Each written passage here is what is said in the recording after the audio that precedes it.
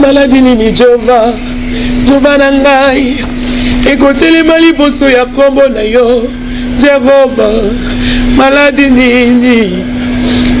nini ekotelemela yo yaya na ngai yango pasi nini papa na ngai ekotelemela yo yaya na ngai adversité nini yango papa na ngai ekotelemela yo yaya na ngai. Caméra dit que non, ma vie est à danger. Les antibal, les émissions de bino moko tout le bateau, ma vie est à danger. Pourquoi? Caméra ça les déclarations. Bon là d'abord, vraisemblablement par empoisonnement. Une expertise internationale est requise pour identifier les poisons. Un juge a expliqué bouger. Un proche de Vital Kamerhe, la famille dénonce les conditions d'empoisonnement. Vital Kamerhe va très mal. Il a maigri de 8 kilos. Il est enfermé à... Bonjour, bonsoir, Nabalandignon, soya Alvin Beya TV, la voix céleste, mbote, nzambe, apambola bino, wana bozali, ebele, partout dans le monde, boza kolanda biso par la voix internet, nzambe azana bino, wana na niveau ya États-Unis, namoni, Pasteur César Monganga, nzambe, apambola yo, tu es na niveau ya Europe, tu es côté ya France, namoni, Mama Dédé Charlotte Kabasi mbote nzambe apambola yo na Belgique. Mama Charlotte Dédé mbote nzambe apambola yo bandeko tout baza branché boza à niveau ya Europe to bosa nte bandeko baza à niveau ya Asie, Océanie, en Afrique, sans oublier en République démocratique du Congo. Nzambe azana bino ezali ndeko na bino Yana bino, mwana bino, Moïse Mao Kantibal, nde tokosa la décryptage na émission na bino bolingaka tolobate tokoloba sujet pardon ou soit thème tosola awa ezali l'ombre de la Maison Blanche pèse sur le procès de 100 jours. Na répété, l'ombre de la Maison Blanche pèse sur le procès de 100 jours. Boye Bantibal ngalo bani tolobe la procès à 100 jours. Oezako se déroulé au niveau de la prison Makala. La première partie, deuxième partie, et puis Tokolobela. Déclaration au CPI à Otiko Sala. Vous voyez, Mikoleza Koya, ni ne ko se passé. Ce qui peut permettre de comment qu'on a niveau États-Unis à intervenir pour un procès à 100 jours. Il y a chef de l'État. J'appelle d'abord mes condoléances sur la famille, le chef de l'État, où il y a Otiko perdre. Papa Nae, ou aza comme les Katisekedi, bande kotu ba Hollanda biso, mes condoléances. Sans plus tarder, to continue na sujet na biso ou soit thème na biso. Mais lo kezo ele kelangai, banda histoire mukile banda va pesa mtu cadeau ya $800,000. Ngaye. Mbongo jibe pona comme un millionnaire fait pour un million mais ami d'argent on a mariage. $800,000 là ici. Gombe Kamé abino a gardango. Si on t'a regardé $800,000, c'est raison à combien? Ngaye antiba loba antiba solo ba na tout ni question. Ay mission to lo baté bala qui sort que moi ça bi que notre aussi cadeau on avait batté à $800,000. Histoire ya banda histoire monde Salema na habité. C'est pour la première fois mariage Salema. Mtazo a cadeau $800,000 à gardango une semaine à l'axi mobile avec non à gardango. Alors sans plus tarder toza kokota na sujet na biso bon continuer ko prier makasi pour na biso pe to ko prier pour na bino bato bozali libanda pour na kolonga maladie ya coronavirus. Alors, avant de continuer dans sujet ou sorte, thème nabiso, toza kotanga journal moko et aza journal c'est européen. Donc, totanga journal moko awa, eza l'écho. Écho journal, écho eza journal la Union européenne. Mutu souvent asala zanakata journal wana président ezali Vincent Joris. abimisi journal ango le 3 ya mois au 2020.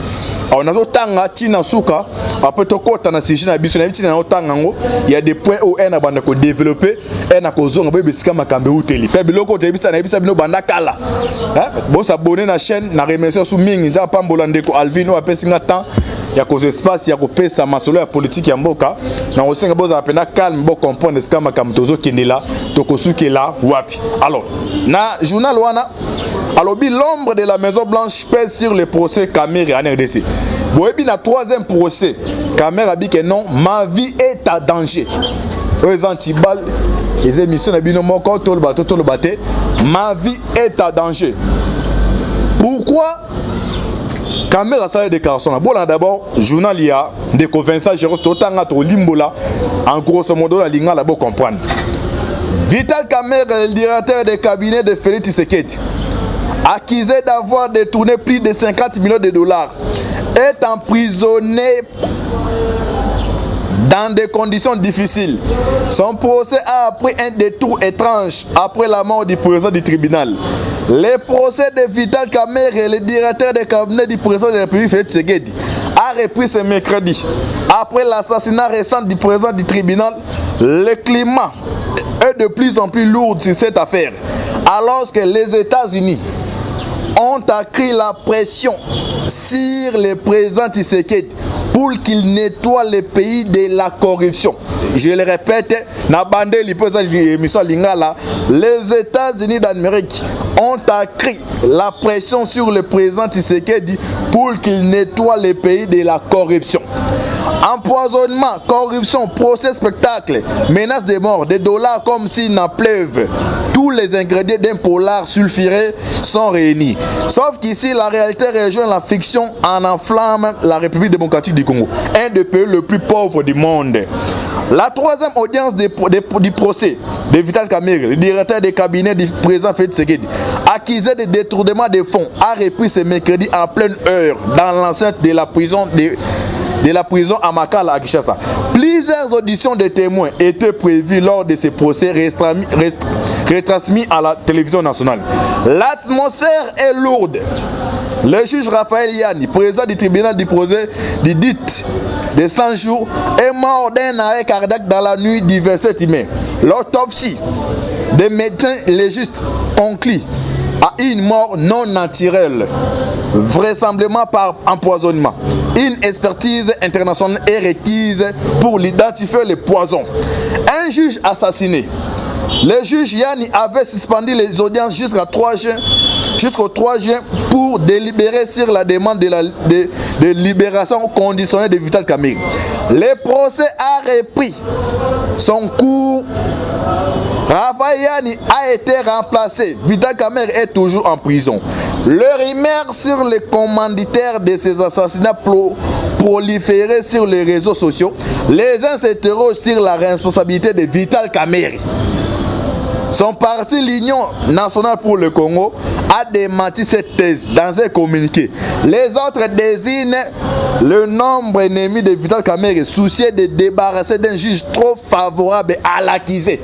À nos autres journaux à l'écho, na ressources à aussi sa bande au talang botu nanchibal yo a balinga le potemi a otanga na ebelo no sala bino landa kaka tolo baté to landa to continue.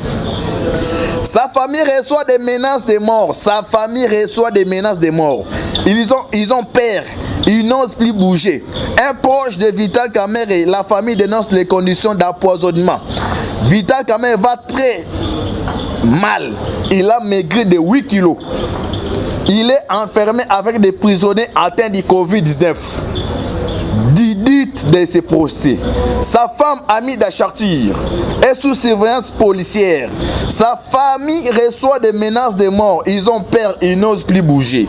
Arrêté le 8 avril dernier, Vital Kamerhe est accusé d'avoir détourné plus de 50 millions de dollars dans le cadre des travaux de 100 jours décidés par le président Tshisekedi après son investiture en 2019. Des accusés sont à ses côtés, dont l'homme d'affaires libanais Sami Jamal, patron de deux sociétés qui devraient livrer 4500 maisons préfabriquées à Kinshasa. L'homme L'ombre de Washington, c'est non plusieurs sources. Ah, bolanda, n'habite non banda. Nous noté awa, et là on noté avec Antibal, je nous devons pour comprendre. Donc, mon politique, ça va dimension par dimension. Moi, les caméras, chien, tu n'as pas la bino boto, tu es un peu dans le limbo, chien n'a pas de Jamal. Yo, t'as le tour d'Antibal, dans le banio, dans le limbo, bon, comprend, moi, on doit que non, Antibal, à partout. On va tout dans la formation, on va continuer. L'ombre de Washington, selon plusieurs sources, ce procès serait une opération main propre décidée par le président Tshisekedi sous pression de la Maison Blanche. Ah non, bah selon l'écho. Ces dernières années, les États-Unis ont accru leurs influences sur la RDC. Le pays le plus riche du monde en minerais vitaux pour les nouvelles technologies. Or, cobalt est un coltan tungstène. Après l'élection de Félix Tshisekedi, Washington a libéré 600 millions. Ah, vous comprenez? Moi,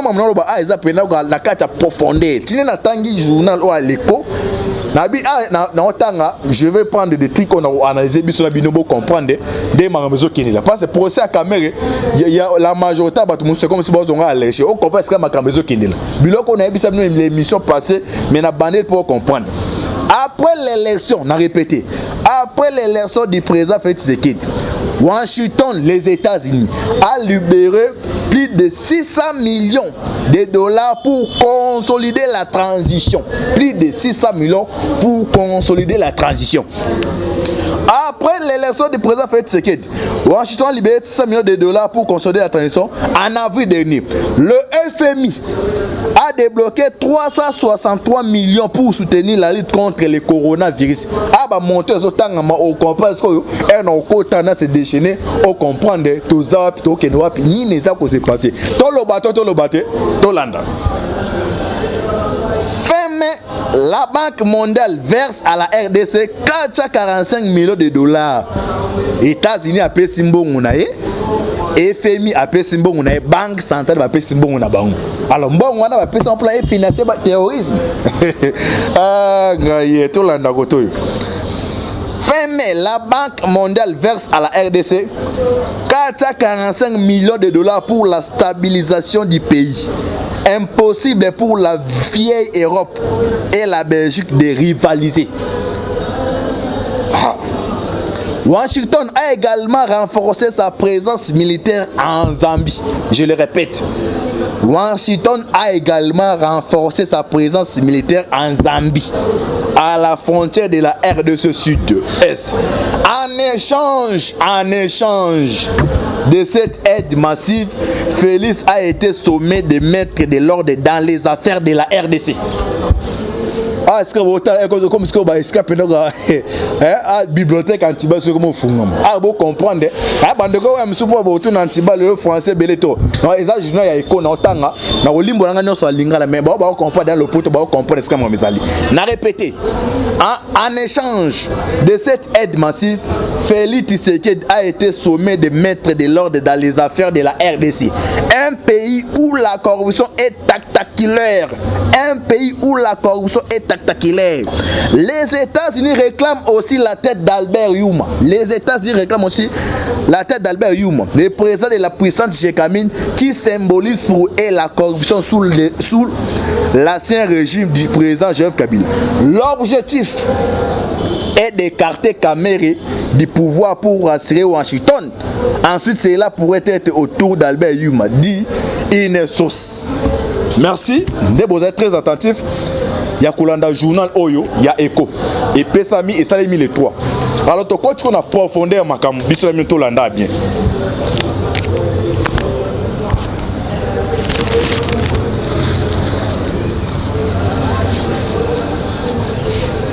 Président Tshisekedi a eu pouvoir. Premier partenaire qui va collaborer, c'est les États-Unis. Alors, dans le monde, il y a politique. Et ça, monde a intérêt. Ce qui n'a pas, par exemple, 10 000 francs dans la boutique qui a John. Dans 10 000 francs, dans la sœur que non. Dans une semaine ou bien dans 2 semaines, na 10 000 francs ngana John a payé un bénéfice à 5 000. Soit la monnaie qui n'a 10 000 lelo directement na mona que John boutique et aussi d'abord un atie mbongo na ngai na olingana lande na ba mbongo na atie isali nini ana tangelo ba organisation ba organisme o epesi mbongo na bango ya liboso États-Unis apesi 600 millions na ye ya mibale FMI apesi mbongo na ye ya misatu Banque mondiale ba wande ko pesa su mbongo te pona nini système régime ya Kabila ezaki régime passé ezaki régime ba miyibi. Mais cette fois-ci, vous montrez que non, à travers ce métier, on peut collaborer, on peut se confiance, on peut se bon. Alors, il faut balander la bon wana. Est-ce que quelqu'un a selon idéologie? Bah, personne les mêmes bon les scènes. Ah, est-ce que bola na beska makambu et uteli, est-ce que tu okende? Bolani na procès à Kameri. Procureur a répété plus de 2 questions pour na Jamal. A tout nié. Mbongo wana oyo ba okende ozonara banque. Pourquoi ekende maman escaba ya maison préfabriquée et salle de transit na niveau ya Liban. Bonne Jamal bete munoko non. On est c'est point aux importa ba maison non point ça ba maison te asko be ska mambé c'est ça lim. Semaine passée dans 2 semaines ou 1 mois. Mossad des services à renseignement, il y a Israël. Ils ont des services les plus puissants à renseignement. S'il y en a KBJ, va contacter M. Kakiak. En l'entremise, il y a François Biya. Kakiak est le directeur général, il y a Aner. Vous l'avez vu comme on est là. Vous comprenez avant que vous avez la profondeur. Tout le bateau, tout l'anda. Baby c'est que non. Ils ont une banque qui manque au niveau Liban. Banque wana sur 100% n'ango. Plus de 90% n'ango ils ont financé par terroristes. Alors, bazaki na problème ou déficit ya mbongo. Bakomela ki na ba tous les opérateurs d'abord bazana branche ya Esbol. Alors, baeko pona mais c'est diamant na abi que non, naza na mbongo mo ezana ko pesa bilango et permettre un espace il y a 1 mois, de 2 mois boluka bozongi sango.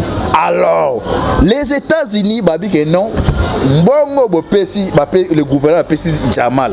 De to ba awa ezana kata banque tel ba pesi ba document nyonso. Directement rapport il y a service central international agence va informer Trump a pris ordre dans conseil naï naï bisa bloqué banda kala bio nazo ba awa antiba ko la ba dimension mo penda oyo so meko la ndo bukani les conseillers à présent Trump en matière de sécurité d'abord contrat oyo partenaire stratégique aux les États-Unis basé RDC premier point ça dit pendant temps premier point au limbo abino OK naza lango awa naza bien documenté naza on avocat Coco ozo nyoko la caméra et azo le bana document avocat wana avocat Coco njamba pambola joala caméra na azo kanele avocat Coco ya azo bana document so abika ya tiki wa caméra sige zali to landa koto ah on a premier point oyo ba accord entre les États-Unis et RDC aizaki en anglais mais na ça l'effort na limbo na le poto. La politique, la politique étrangère des États-Unis d'Amérique et la République démocratique du Congo est focalisée donc selon les accords au Kao Ghana, partenaire stratégique Ghana entre les États-Unis et les États focalisés. La politique étrangère des États-Unis et la RDC est focalisée à soutenir la République démocratique du Congo, à combattre le premier point d'abord la corruption. C'est ça le tout premier point oyo est lié entre les États-Unis et la RDC. Pourquoi les États-Unis ont pointé pour la corruption? À travers Mbongo, bon on a batterie c'est on a tout le monde en bazan. Tu peux exemple à Desch. Au bazar côté sur la Syrie. Et bazar qui va récupérer côté en Syrie. Terrorisme et ça les madabon en bon. Alors soit qui mboka na maison blanchiment d'argent et permet de financer le terrorisme. Alors financer le terrorisme mais de première des choses et bateau européen c'est d'abord insécurité aux États-Unis. Ce boye baté passe à travers Hezbollah wana ba menasaka ba israélien ba américain. Ce qui blanchiment d'argent les amakasi et qu'on permet de frapper les États-Unis. Est-ce qu'on comprend ce qui a tourné à Makambezali? On continue. KBG, Mossad, s'il y a contacté service à RDC. C'est bon que nebo benga procureur. Donc tu nous as procureur, on a tout dans la question, avant tout il a tout les documents. Tu continues. Moi, Jamal. Ake abimisi 30 millions de dollars. Après tout na pour ça Tshisekedi. Ba maison pour fabriquer na Congo ezali na ba congolais te paye Jamal on sika so ba maison pour fabriquer na eza souhaité na été. Elone ezanga ba lukata congolais moko akende azwa marché wana bozwa mbonge belé boy bo pesa un volet taka Jamal ndenga zali. Dans mon monde déjà, il était assez green na corruption. Donc les amouribi monokoma casse ça là OK un maman na mafia. Donc il est le premier terroriste financier à Hezbollah. Moi nanae ake abimisi 30 millions en espèces. Ndeko, bozwara mbongo tane mugombe na gombe masao. Nenga zwa 1 million na mizaki mwana. Parce que ozwa 30 millions de dollars. Moi na ka zui ake na niveau aéroport ya Ndili. Au lieu qu'il y a un circuit bancaire et qu'il y a un circuit où il y a blanchissement d'argent. Et à quoi question de bilo na tout na awa ba tout na tibala comme pour qui na biso bilo na loba ah bon compense la dimension ya makambezaleli à comme un aéroport na quatre aéroport ils ont tous les services service à DGM service à ANR tout les aluan nani apesa ki autorisation na mbongo wana oza une espèce mbongo ebele bongo ebimo. Est-ce que c'est un ministre? Jamais. Est-ce que c'est un député? Jamais. Il fait ça une haute personnalité et puis on a ni à niveau à primature, il se trouve à la présidence. Dans le bateau les anti-balles. Au moins est-ce qu'on a besoin qu'il dit? Hein? Na toki ka malembe. Moi na Jamal wa Ousmane so nani na comme aéroport. Nani a pesa autorisation. Parce que ça ba coup de fil oyo appel. Alors Monica Mary na zu temps autant les bandits la posé Tina Souka. Bon ce qui c'est en terme c'est un voleur intellectuel. Moi les terroristes ba copier. Oh Oussama Ben Laden. Ma conversion m'tando salade atini Géronimo les Géronimo qui ne reçoit la coopération donc binata boluki ndenge ni bomo na Géronimo OK hier ce n'est qu'un messager c'est ça que caméra a sali na niveau d'abord ya comité o ya nini yoko imaginer kaza di oh dans kaza da yemta quarantaine à 100 jours mais ndenge nini Joana o akenda ozo mbongo 1 million pona go bisa blo na nini kaza bina tela ko yebate donc caméra donc c'est la famille na tana bi caméra pour nous comprendre il faut ça toujours maël il y a on matina pour qui que non des gars de tourner ça mais ça de tout monde ya muto maël donc il a l'expérience mon expérience muto azana azana expérience il a travaillé avec Kabila il me makambi beta mag atala bi que non ah fona ça makambu ndenge ona ni kofa yembakati hein nini to ça la cicatrice yani tellement wa kofi o sala ngo cicatrice ba te ndenge caméra sur l'opération donc il a planifié na niveau d'abord ya famille na a éviter d'abord même moi c'est la amida sotali tous les bambongo tout les a retiré tout mutasala ngeza moi c'est boka amida tangaki wana ce n'est pas amida donc il a plado il a fait de toutes les façons que non parce que muta baby c'est ne masonde gombe na goimasaro muta baby c'est le masoro ya ngwana alors entre guillemets entre parenthèses tozongi na dossier nani apesa ki autorisation mbongo wana kende mbongo ekei liban eke fandi kuna eye fandi na kati ya banki ya oyo financaka ba Hezbollah na yebisa no mettre que non mutu oyo azo permettre a financé Iran appelle ça bango. Iran appelle si bango baké baé bâti bon et tourné. C'est ça quand on parle de détournement, c'est ça. Tu non mon avec diamant azo tinga mon non mais pour les ani ba maison pour les attaques non pour les attaques non oh ba maison non même mon même quand on mort tout n'enga mais tibal ce qu'on soit ba maison pour les attaques non ça problème ya oh ba maison ça pour l'instant sur des montées aussi là mais objectif il y a contrat et vous signer contrat na gouvernement congolais est-ce que Zaki n'a pas prévu que non mbongo qui est aux États-Unis et pendant Liban parce que ni retomber ne salemi. Les États-Unis, c'est la pression. Bah rappelez tout simplement la présidence fait non. T'as là contrat auto-signé na yo. Mais à l'iro makambe kendeli, c'est comme si mbongo na biso États-Unis, to pèse na RDC pour na financer pour na bako ba ennemi na biso. C'est ça. Hein, c'est ça le nini. Donc tu nous as que non l'ombre de la Maison Blanche pèse sur le procès de Kamere. Tu nous as Kamere sur blanda que non ma vie est à danger. Alors ba coopérer qui na mutu mobe peut-être ba découvrir que mutu wana azana ba branche na yi. Au moins ma sebe tam pa yo zano congolais o zano mbongo o zimbongo na ke na ça comme na zimbongo mais pour o zimbongo mais mutu bo coopérer na azana. Hein? C'est comme si on fait un criminel, il y aura par mois à foutre d'accord. À foutre bon bien, c'est un criminel. Bon, on va attaquer c'est en France, la France. Hôtel. Mais est-ce qu'on colo ou pas? Vous avez censuré, mouton enfant, c'est ça, c'est pas ça, Jamal. Bino Zomone Jamal, un simple Jamal. Alors, nana au toit qui marché, on a. Moutapé, c'est qui marché, on a, aïe bien que non marché au pesa et qui n'est qu'à tel. Alors, c'est lui qui a octroyé les marchés, c'est Kabila. Il savait très bien que non, à couper ça, Massaro, marché, à travers marché et qui n'est qu'à tel. C'est ça l'objectivité, il y a États-Unis d'Amérique. Alors, on a un plan qui va sortir vivant. Personne. Maintenant, on a un deuxième épisode.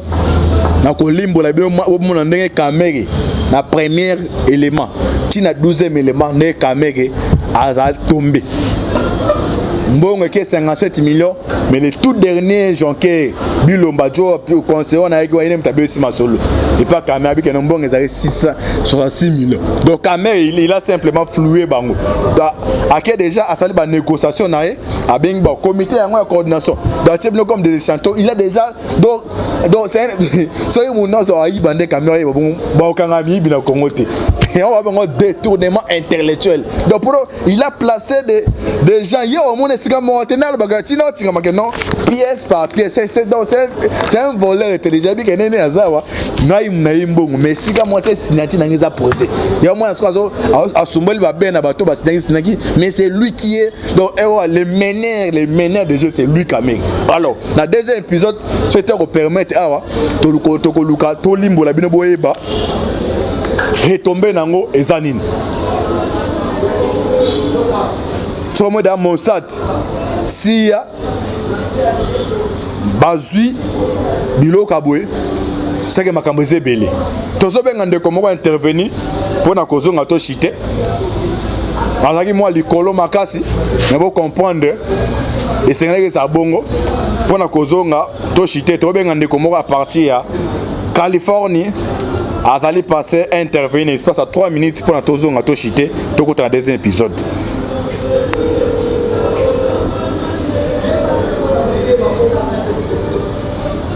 Oui, allô, Pasteur César Munganga, bonjour. Bonjour, bien-aimé journaliste Moïse Maoka Akiba. Ok, merci Papa César. Osa en direct émission tout le bateau dans la voie céleste. Bah, expression on a nini pour na makametali procès à Kamere. N'est-ce pas, c'est à 3 minutes attaque congolais. 3 minutes kaka. Toujours là. Procès à Kamere, monde entier. Tous les Congolais, Bazakozela, Mamona, résultat final, Yamakambouana, surtout, Sochina Bissezali, Mbongo, ya l'État Ezonga, Azongi Sambongo, où il va détourner, Eza Mingi, Baleno Yamote.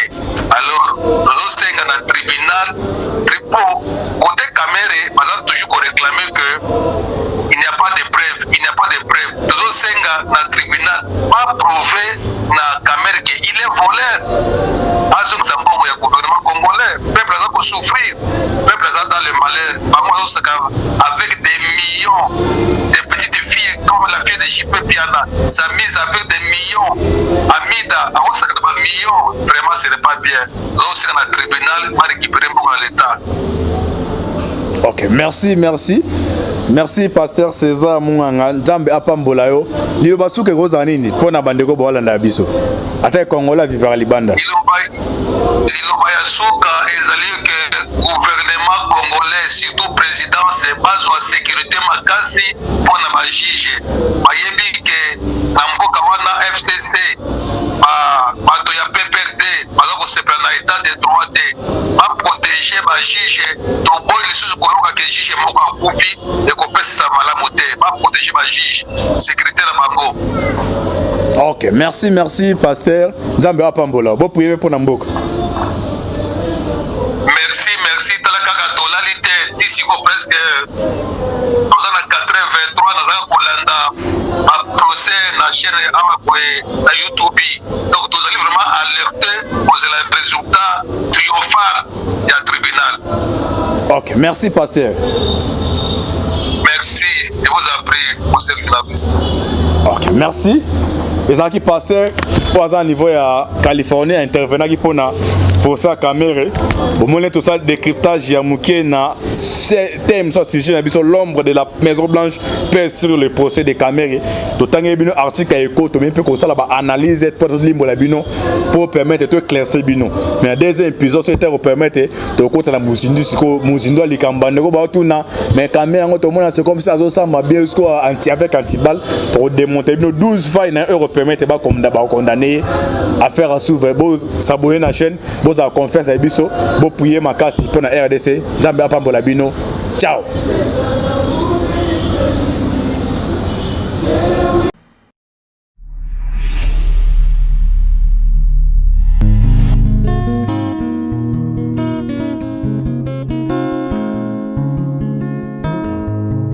Le temps passe et ne s'arrête jamais.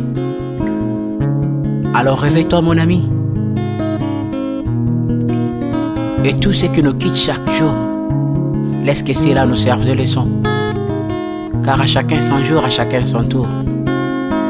Peut-être demain sera ton tour. Alors réveille-toi et prépare ton âme. Car un jour, oh, oh, oh, hey, oh, oh, oh, oh. Hey.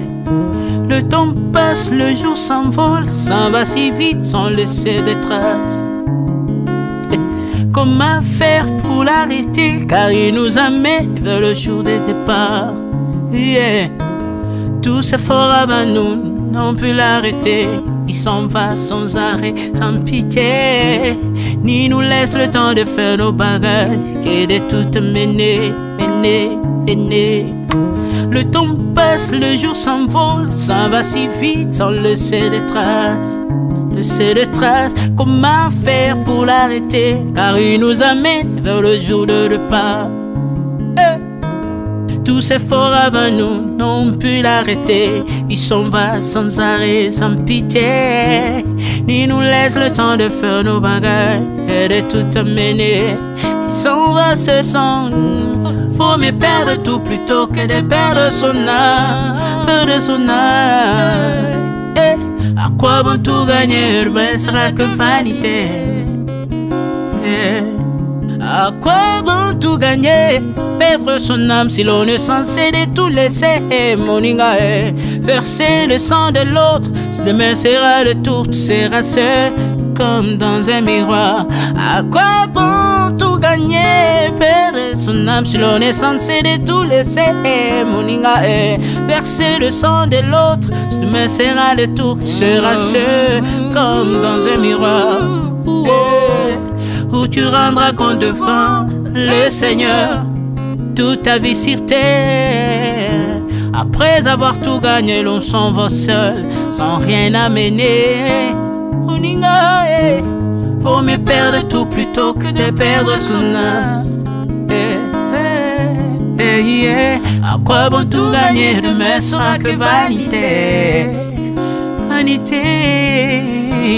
Vaut me perdre tout plutôt que de perdre son âme, perdre son âme, perdre son âme. À quoi bon tout gagner de me sera que vanité. Moninga, Moninga, Moninga, Moninga, tala tangwe koleka Moninga, Moninga, tala bato bako kende. Okosala lolendo na mokili okanisi mokili yango yayo etala bato bakoleka tango ekomema ngai tango ekomema tango ekotika moto te bakulutu bayakala basi bakende moninga tala tango ekomema Papi Charles Mombaya si akenda kala otango eza komema ya mari si akenda ye misa mungolo we tala tango ebebi ye papa de baba si akenda kala tango eza koleka ale moloto we si akenda kala po tango eza koleka ata mobutu sesese kokukungwendo wazabanga asi akenda kala tango eza koleka Mzee Laurent Désiré Kabila akenda kala tango eza koleka tango ekotika moto te tango ebangaka mokolo te liwa bangaka mokolo te abangaka peleki te abangaka motambongo te ayokaka mpe mobola mawa te liwa etango ayaka amemaka moto nyonso tango ekoleka engela bomoi na yo epana yawe tango ekomema engela bomoi na yo mokolo na yo ekoya okokende ndenge nini le temps passe, ne s'arrête jamais. Le temps passe. Moninga, Moninga, tala tango ekome mai. Moninga,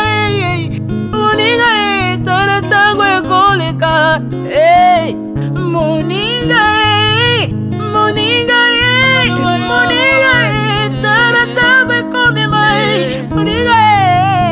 Moninga, tala tango ekomema tango ekotika moto te engela bomoi na yo tala bato bakokende osala ndenge nini okotikala ebende te okotikala ebende le temps passe ne s'arrête jamais le temps passe ne pardonne jamais le temps passe ne s'arrête jamais engela bomoi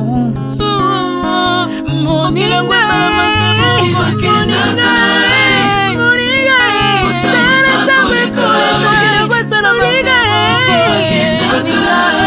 tala tango ekoleka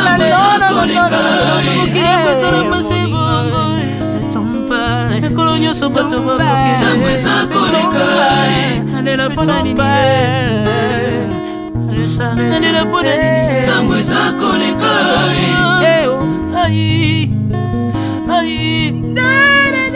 tango eza koleka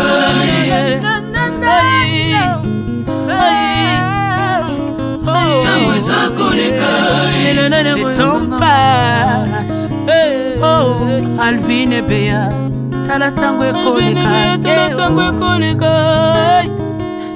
nabongisa bomonanga mpona nini bato bakokende biloko nyonso ekoleka nalelalela ntina nini natangisa makila na boma bato mpona nini soki nyonso ekoleka un jour nabanga kufa mpona nini soki naza putulu ya pamba mokolo ezali nakoleka le temps passe